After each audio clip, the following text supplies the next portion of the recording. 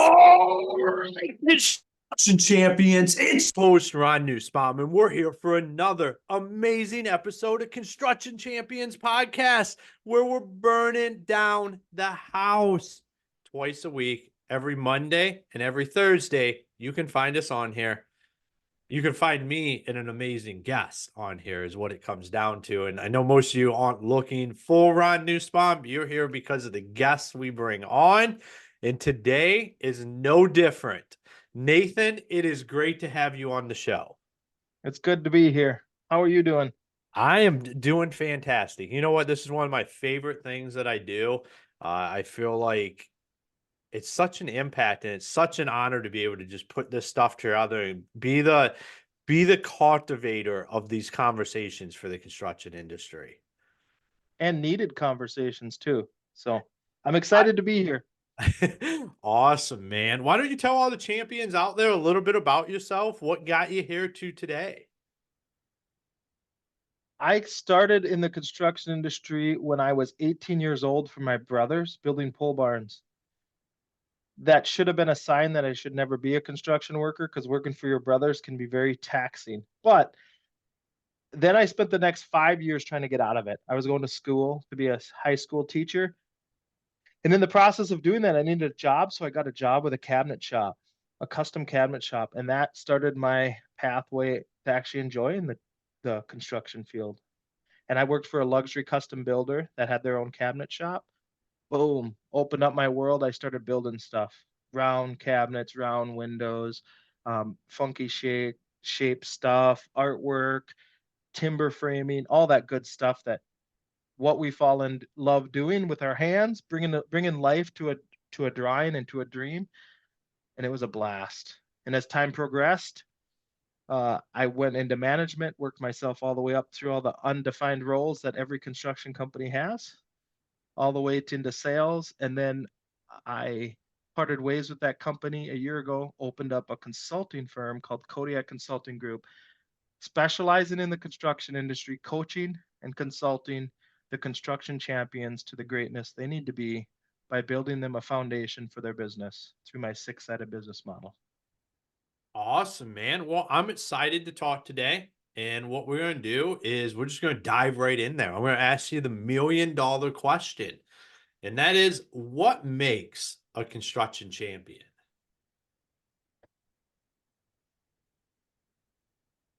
I've thought of this a little bit. I told you earlier that I didn't prep for this, but I have been thinking about this. And I think what makes them a champion is the love that they have for the trade, the love they have for the task. Like they actually get to make a difference. If you think about what they do day in and day out, take a plumber, electrician, take a mason, take a floor layer, take a general contractor, the love that they have, they get to do something that actually makes an impact and they get to turn around and see the impact that they have. There's not very many trades, there's not very many jobs, I should say, that do that day in and day out. Does it get taxing at times? I'm sure, but for the end result is they love what they do and the impact they get to make on the community, even on their personal lives, the community, their friends, their family. They become experts. People turn to them like, "Hey, I'm trying to do this and I'm trying to do that," and they get to guide them through their words, and people understand them. They get do it yourselfers love this kind of stuff because then they're like, "Tell me what to do, step 1 through 5," and they go do it, and they might screw it up, but they're trying. And these people have used their experience to help them get over them like little hurdles that come up in the way. So I think it's the love of the trade. I love that because I feel like there's a lot of love for what we do. I think it's something that's kind of inherent in the construction industry. Like you don't hear it as much in other industries as you do in construction, where guys just say, "Hey, I just really love what I do." Like, does it suck? Can it be shitty? Absolutely, but I love it. I think it's one of the I'm a big component. I was in the Marine Corps. I'm a big component of people coming out of the military and going into construction because I think there's a lot of the same stuff that you find and you lock onto in the military that makes it something that you love, even though it sucks sometimes. And you don't hear that about very many other industries where, you don't necessarily No. hear people say, man, I love what I do when I go into some corporate office somewhere. Like it's just not, you don't have that same passion that the Mm-mm, construction industry has. no.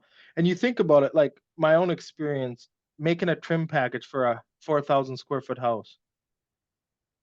Really? I mean, like sanding, cutting, table saw, powermatics, getting everything done. Then you have to pad sand it. Then you have to stain it. Then you have to spray it. I mean, like you're so sick of trim, you want to shoot someone. But then you got to go tour the house and see the trim up, and you get to see all the stuff you made. It's amazing. Like that is the gift we keep getting over and over and over. And for that, it was a drive. It was a pusher.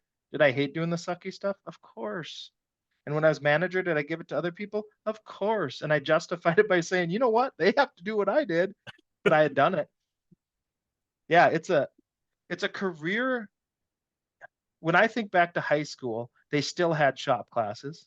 They still had these trades you could learn. I took electrician or electrical class where you had to wire up this whole house as one of your tests. They still had all these hands-on things, but it didn't drive the love in me to go do it. Like I was not going to take this path. But the reality is, it's because they didn't show the rewards back then. They were just doing it to fill a void, and I did it just to fill my schedule. Thought it was the easiest class. And after I was in it for a while, like you look back at a pole barn you built that's 120 by 60. When you look back on a house that's all custom made with this huge white wrapped around porch, when you look back and see a kitchen that people are going to make memories in for years and years to come, like it almost boosts your pride and makes you like, I was a part of that. Hmm. And still to this day, I can drive around this town that I live in, that I've worked on many homes, and I can tell my kids, like, Dad worked on that. Hey, I did this and that. Well, we get to see the finished product. Like you said, you get to go back and go through that house and you see like really what you built. And one of my wife's she probably won't admit it, but one of her favorite things of us now living in North Carolina is I've never worked in construction in North Carolina. So she doesn't have to worry about cruising down every road. And I'm like, hey, see that house? Like I was part of that. Because that is, I mean, it's an industry you can almost just say meme or joke at this point in time, is that's what we all say. But the truth is that we have that pride, we have that love that hey, we built something where people are now enjoying their life. They're making memories there, they're raising families, and it wouldn't have happened without us. You know, and we're part of a bigger picture. And that's the other thing. It's not about just me individual, because you couldn't do it by yourself. You can't lift up a timber frame um, beam, put it on a front of a house by yourself unless you have one crane operator lifting the thing and you're going back and forth up ladders. That's a rarity though. That doesn't happen. You need help to do this stuff. And it makes you realize, like, if you look back, just take life in general. Look back on your life. Are you where you are because you worked harder than anyone else? Well, you can say that, but I bet you any bucks you can look back and say, this person helped me get here. This person helped me get here. This person helped me get here. It's the same thing. You tie life and construction together, and you have so many corresponding incidences that take place within that. Absolutely. So I think a great question would be, how do we stay in love with it? Because there's ebb and flows. People fall out of love of what they do, and it happens in construction just as much. So I mean, how do we stay in love and keep that passion around what we're doing? I think it starts at the top.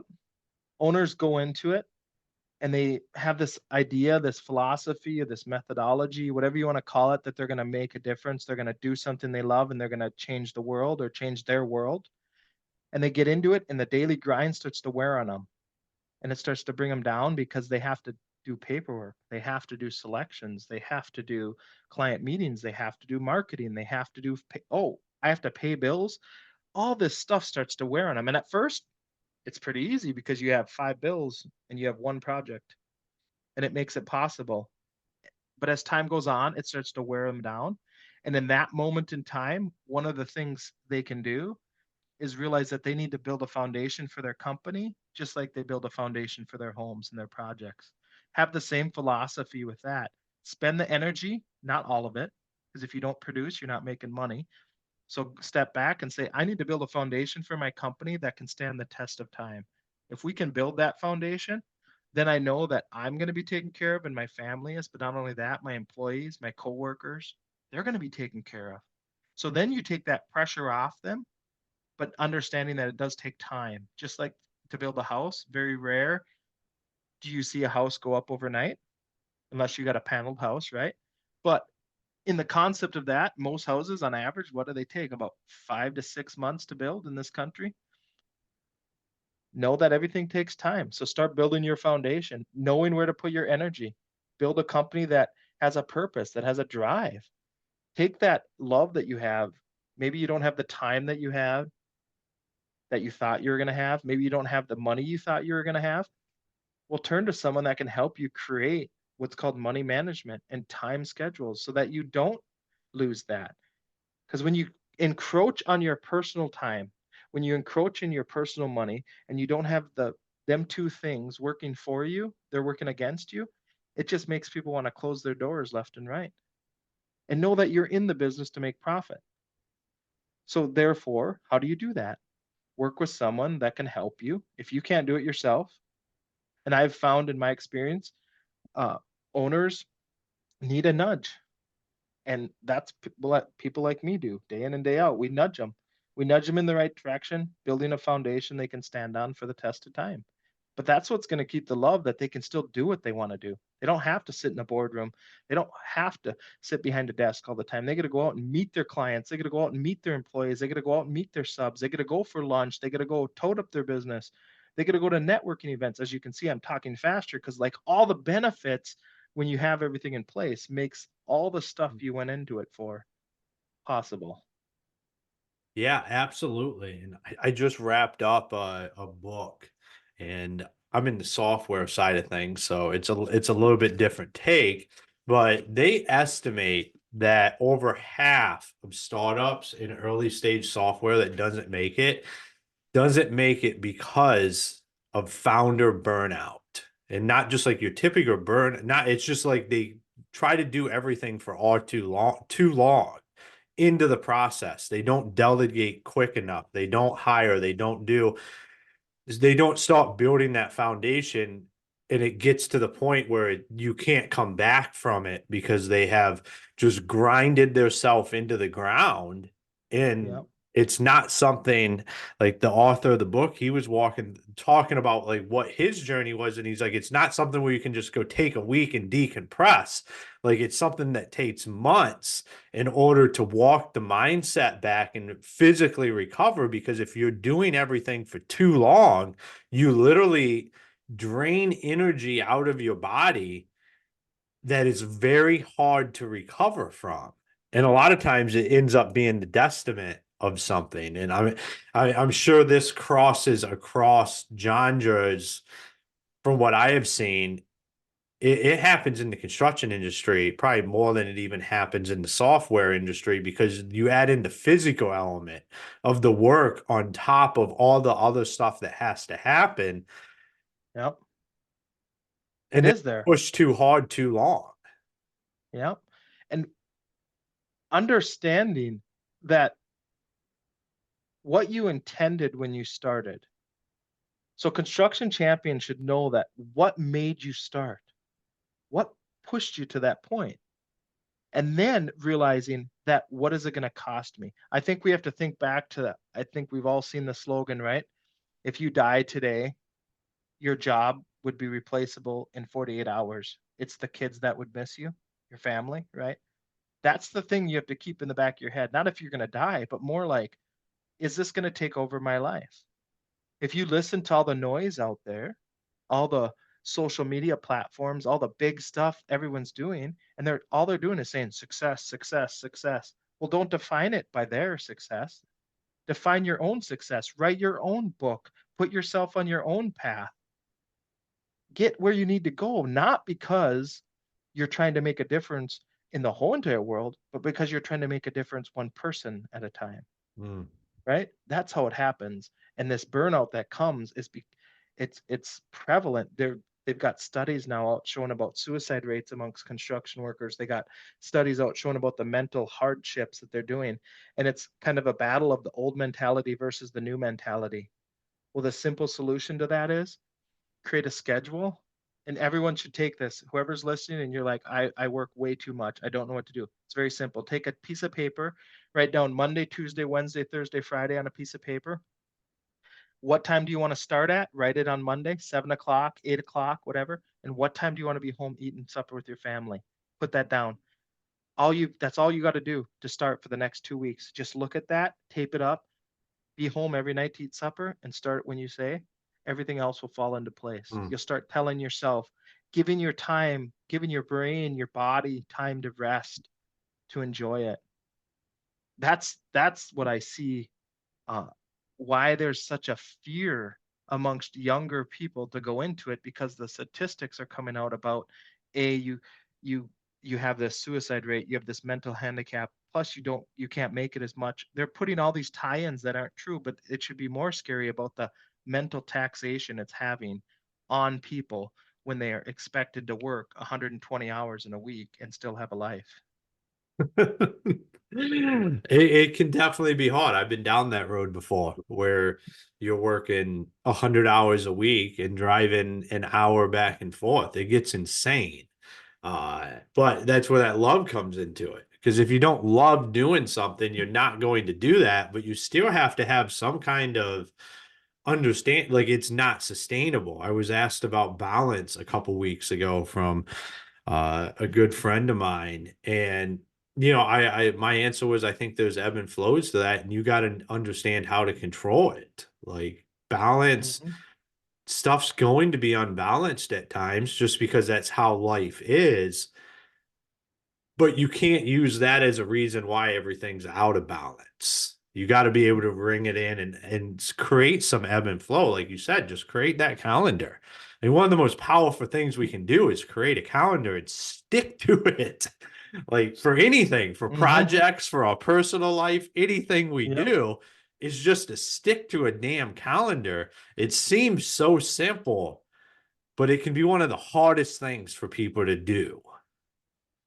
Yeah, it's like I think back on building I worked on a custom sauna.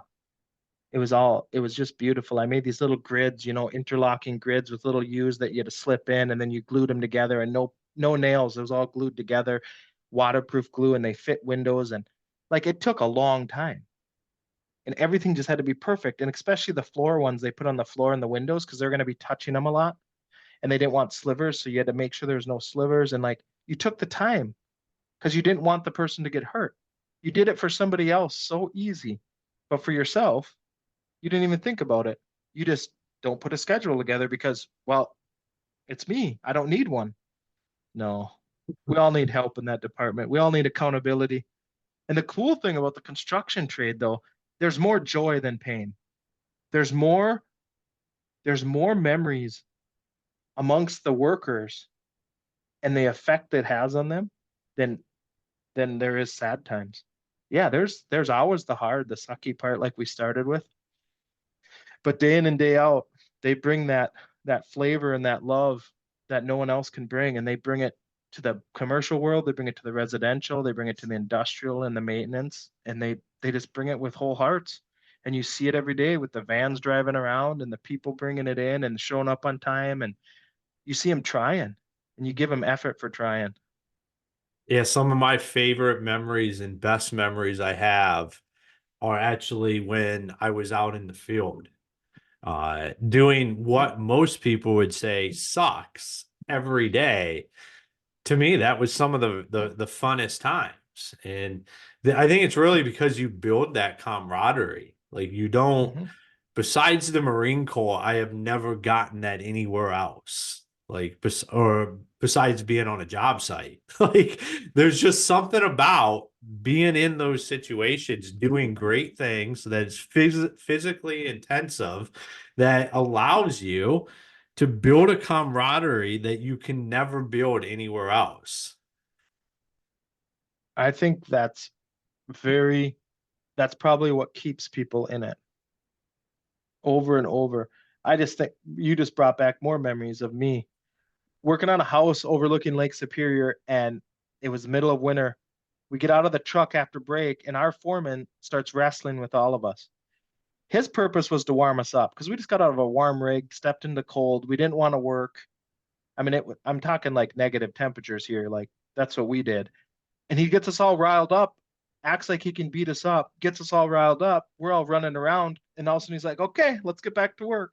And boom, like that's a memory I'll have for the rest of my life, all because Hmm. of that thing. I don't remember all the little pains and the little problems we had at the house, but I remember that memory. You get Yeah. to work with a group that has the same goal as you. Build this house, build it. So Here's the plan. if you own a construction company, how do you create that within your company? That steps back. There's two things, in my opinion, that come to it. I was very fortunate. It's culture and people, right? So Hmm. before you put them two things together, how do you get them? How do you do it? Right people. You hear all these talk like right people in the right seat. Let's get the right people doing it. Let's change this all. Let's go with the Everybody Matters book by Bob Chaplin. It's not about the right seat and the right people. It's about empowering the people you have to do the best they can do every day, right? That's culture. How do you build culture?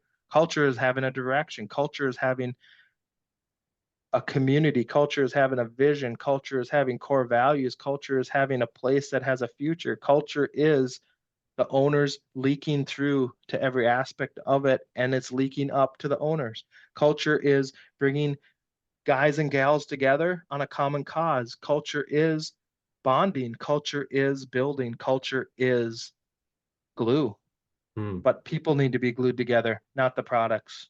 You need to focus on the right avenue. But that's, if I had a construction company, it'd be one of my focal points from the beginning, creating a purpose, tying in the core values so that everyone can be aligned and letting them know. Like if you're an owner out there of a construction company and you're having people problem, just look at yourself and say, have I told them what I'm trying to do with my company? Have I told them where we're trying to go? I tell them how to build a house. I tell them how to build a cabinet. I tell them how to fix a plumbing leak. I tell them how to do, but have I told them what this company is about and where we're trying to go? Do it tomorrow. Wake up tomorrow. Tell your people where you're trying to go.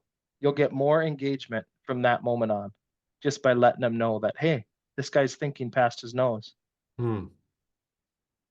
I agree with that, and you're probably gonna have to tell them multiple times and tell the story because yeah, what ends up happening is we create a reputation. Like and they hear stuff all the time, or like, hey, the new trucks are showing up, or the whatever. It doesn't show up when we say it. We don't buy ourselves enough time. I am so guilty of this. Like I am high action, get shit done, and no one runs on my timeline. So I have had to learn to like try to be as patient as possible, give leeway times, because otherwise we look like we don't care or we're just saying whatever. So when you go in and you start talking and you have a new direction and you're going to have to address stuff multiple times before you really start for people to start listening. So don't go do that and then be like, well, they didn't care. Because what they Yeah. probably are thinking, well, we've heard all kinds of stuff out of his or her mouth the last 5 years. We're C. Yep. And how do you do that? So take the marketing aspect of your company. People are like, marketing, I don't have anything for marketing. No, make marketing internal as well as external. You have to market to your own peeps. You can't ignore the peeps in the field. You can't ignore the peeps in the office. You got to take care of your people and they just want to know that you're there for them.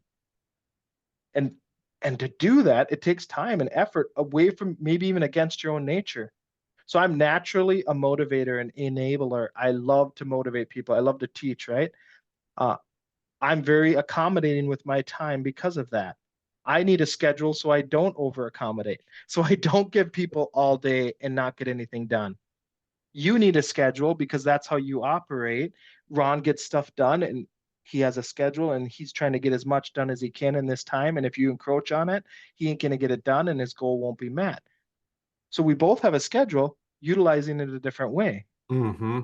We need to put in there, take care of our people, create this vision out there, create a plan, and don't have empty words. If you have children, what's the worst thing you can do to them? Empty threats. If you give them a threat, like if you don't do your homework, you're going to get in trouble. You have to do their chore too, or whatever. Whatever it is, as a parent, the worst thing we can do is not follow through. Well, as an employee, if I work for you and you keep telling me about new trucks and I never see them coming, in the long run, I might not be like terribly disappointed, but I'm going to remember that you said and it never came. Understanding the effects your words have on your coworkers and your employees. That's a huge thing to understand as an Mm-hmm. owner. In fact, Absolutely. I was just thinking one of my clients that I was dealing with now, he loved to talk about his ideas with his employees. And so what I tried to do the first couple months was like teach him to write them down and not say nothing until he got in front of me. Because of that very thing, he was making promises he couldn't keep, and that was leading to discontentness in within his workers. So therefore, how do you remove that? Don't talk to him about all the ideas you have and all the things you're trying to buy. That ain't what you do. You have a plan in place. This is how the company's going to go. This is how I'm going to help you. You don't just say it, you put a plan in place. Take a step back, lay a roadmap. I'm going to get you there. So if Ron wants to be a project manager, we put together a roadmap behind the scenes, put this roadmap thing together. This is how Ron can go from here to here and he can become a project manager. Okay, does that make sense? Yep. Okay, Ron, come into my office. I want to show you how I can help you be a project manager. Here it is. That's a it takes a little bit. It goes against our nature because we're like, get her done, get her done, get her done. Step back, plan something out. Well, yeah, you can cast the vision all you want, but the vision that you cast to the people around you and your employees and your company has to be a vision that you have a roadmap to getting to. It just can't be the stuff that is just going through your mind. Like you can't just top of mind like, oh, we should do this and that. When you're casting a vision, you have to make sure that you have the plan to get to that vision. Otherwise, like you said, it gets in front. Like people start to think this is actual stuff that's going to happen when in all reality, you're just kind of shooting the shit with them. And it's the wrong people to be doing that with. You shouldn't be just having those conversations with employees unless you have a solid plan to get you to that vision. Yeah. And to put the time, like look at the big dogs, we'll call them. Look at the big construction companies or pick a successful construction company you know of. They might have been in business for 30 years, 20 years. They're doing high-end homes, they're doing commercial buildings, they're doing highways. Doesn't matter. Pick one of them. Guarantee you it's because they put a plan or a goal out there. They put a plan in place and they've been sticking to it. And yes, has it deviated from time to time? Yes. This is so against the grain of the construction industry right now. Take the time to plan. What do you mean? You tell your clients to plan every day. You want to design, you want approval, you want pre-selections, all these things that we want our clients to do to make our job easier and run smoother so we can hold to our schedule, but we can't hold ourselves to it. Therefore, look at the successful ones out there. Look what they've done. Don't reinvent the wheel. Talk to them, do the same thing. Guarantee you, you'll get more out of that than just trying to wing it every day, day in and Mm. day out, hoping things will come into play. Absolutely, man. Fantastic stuff today. I've absolutely enjoyed having you on the show. For all the construction champions out there, if they wanted to find you, connect with you, talk to you, where's the best places or place for them to do that? The number one place you can get a hold of me is LinkedIn.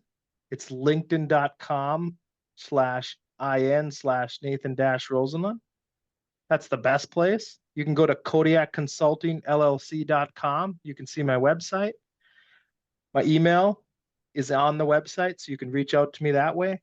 I'd love to have conversations with anyone that has questions or wants more clarification. If anything said has intrigued anybody, reach out to me. I love conversations. I love meeting new people. Awesome, man. Well, thank you for taking the time to be on the show today. Oh, thank you, Ron. It's great stuff. And thanks for letting me come on. Appreciate it very Awesome. much. All right, construction champions, another episode in the bag where we talked about the love of the construction industry, which we know I damn well have a lot of that. But the question is do you still have that? What was the initial love? You know, we can go back why in this conversation, you know, I've been married for 15 years. And I go back to like when I met my wife, and you go through like that's how it is when we're talking about love in the construction industry. I want everybody to go look in the mirror and be like, what was that moment you fell in love with the construction industry? I want you to think about that. Bring those emotions up, those feelings of why you do this today. What was it? Was it a customer interaction? Was it something that you built for somebody? I guarantee you it was something that did not necessarily involve you directly. It'll be working with somebody or an experience that you had out on a job site, or like I said, doing something amazing for a family or a homeowner or somebody that needed something built and you were able to step up and do that. There's a moment where you fell in love with the construction industry, and, you know, sometimes it might feel like it's so far away, but it's not that far away if we just take time to reflect on it and think about it. So that's my go look in the mirror moment for this episode is, when did you fall in love with the construction industry? So, construction champions, make sure you check out our blog posts as well as all of our great sponsors that keep this show a rocking and rolling. And until next time, be the champion you were meant to be.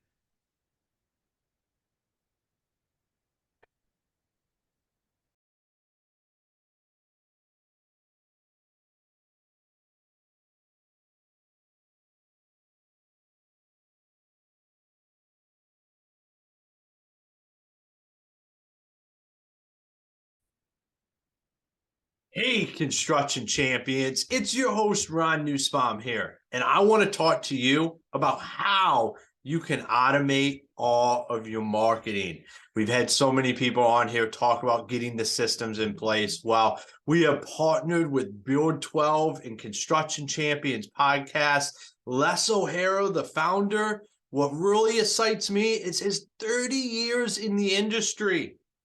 And now he's built a system to be able to nurture your leads and continue to utilize that. I personally use the system myself. Build 12 is absolutely amazing. There's a lot of value in there, and it's a way to start getting away from Angie's List and all of that kind of stuff and start actually creating your own leads every day and have a system for them.